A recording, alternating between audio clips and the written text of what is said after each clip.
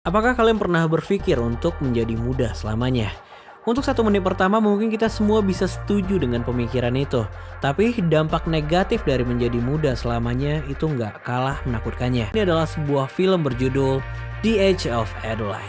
Film ini mengisahkan seorang wanita cantik bernama Adeline Bowman. Karena sebenarnya Adeline telah lahir sejak tahun 1908. 20 tahun kemudian, Adeline menikah dengan seorang insinyur tampan dan melahirkan seorang anak perempuan bernama Fleming. Tetapi hubungan mereka nggak berlangsung lama karena suaminya mengalami kecelakaan saat membangun jembatan Golden Bridge kala itu. Hingga pada suatu malam, tragedi menyeramkan juga menimpa Adeline. Jalanan bersalju membuat mobilnya kehilangan kendali.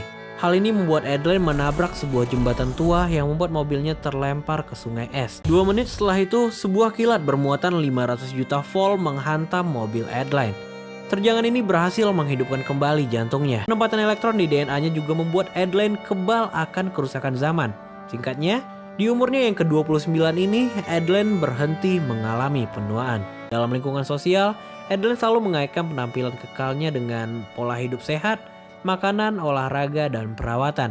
Tapi seminggu setelah itu, Adeline mengalami sedikit masalah.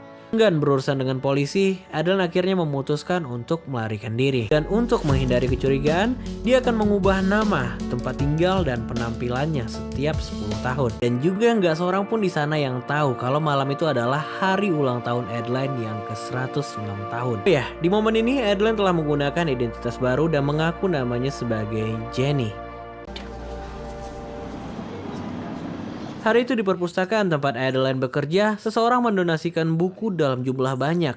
Bahkan Alice berjanji akan mengajaknya ke suatu tempat yang belum pernah dikunjungi oleh Adeline. Dengan terpaksa dan demi perpustakaan juga, Adeline akhirnya harus menerima ajakan jalan dari Alice. Sounds like, okay, what can you do? And the horse says, I can hit just like you. Yes, sepertinya Adeline belum pernah mendengar jokes receh itu, sehingga membuatnya harus menerima tawaran Alice. Namun, suasana seketika berubah saat sang ayah datang. Namun saat melihat bekas jahitan yang ada di tangan kiri itu, William terdiam tanpa ekspresi. Dengan tegas, William meminta Adeline untuk mengatakan yang sebenarnya, karena William lah yang menjahitnya dengan tangannya sendiri. Adeline yang tadinya bersikap nggak tahu apa-apa, tiba-tiba menangis dan meminta maaf kepada William.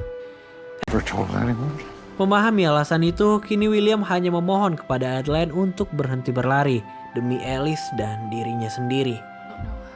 Namun Adeline malah langsung berlari dan meninggalkan tempat itu. Namun sayangnya Adeline kecelakaan di dalam perjalanan itu. Mobilnya dihantam oleh sebuah truk yang membuatnya terpental keluar jalan.